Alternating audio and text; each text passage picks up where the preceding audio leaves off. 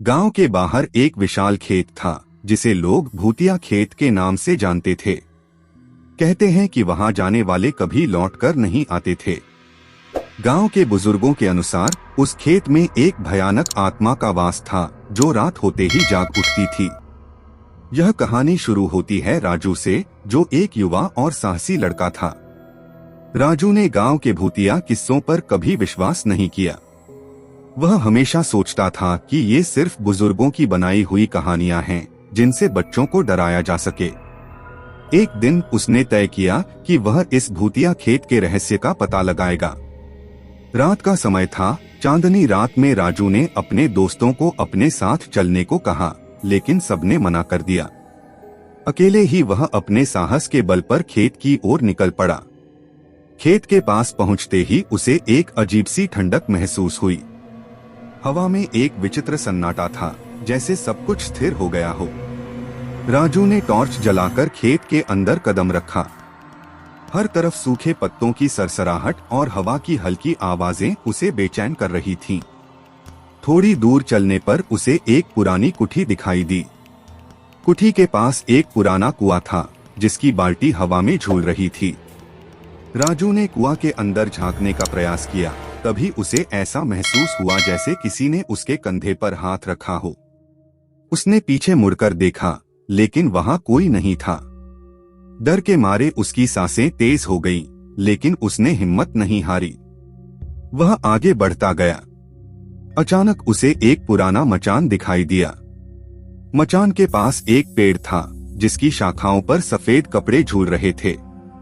जैसे ही राजू ने मचान की ओर कदम बढ़ाया, उसे एक महिला की चीख सुनाई दी। वह ठिठक कर रुक गया और चारों ओर देखने लगा, लेकिन कुछ भी दिखाई नहीं दिया। तभी एक सफेद छाया उसके सामने प्रकट हुई। वह छाया एक महिला की थी जिसके बाल बिखरे हुए थे और आंखें चमक रही थीं। राजू को समझ में नहीं आया कि वह क्या करे। वह पीछे हटने लगा, लेकिन उसकी टॉर्च की रोशनी बंद हो गई। अब चारों ओर अंधेरा था। महिला की छाया धीरे धीरे उसकी ओर बढ़ने लगी। राजू ने भागने की कोशिश की, लेकिन उसके पैर जमीन से चिपक गए थे।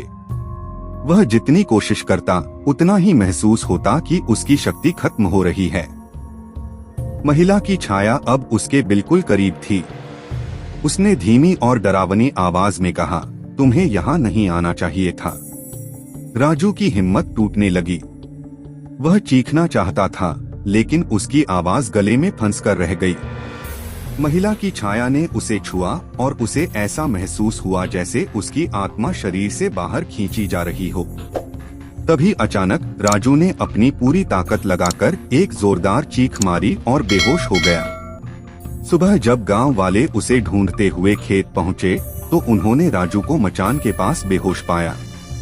उसे होश में लाया गया, लेकिन उसकी हालत बहुत खराब थी।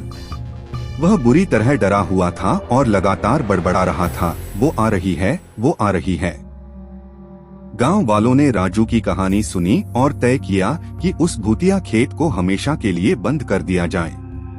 किसी ने भी वहां जाने की हिम्मत नहीं की। राजू की हालत धीरे धीरे सुधरी, लेकिन उसने कभी भी उस रात की घटना के बारे में पूरी तरह नहीं बताया। गांव वालों ने खेत को छोड़ दिया और उसे घेर कर वहां जाने से मना कर दिया। अब भी गांव में उस खेत के बारे में कहानियां सुनाई जाती हैं, लेकिन कोई भी उसकी सच्चाई जानने की कोशिश नहीं करता। लोग कहते हैं कि वहां अब भी वह भयानक आत्मा भटकती है जो रात में जाग उठती है और किसी न किसी को अपना शिकार बनाती है। भूतिया खेत का रहस्य आज भी अनसुलझा है और गांव के लोग उसे भूलने की कोशिश करते हैं।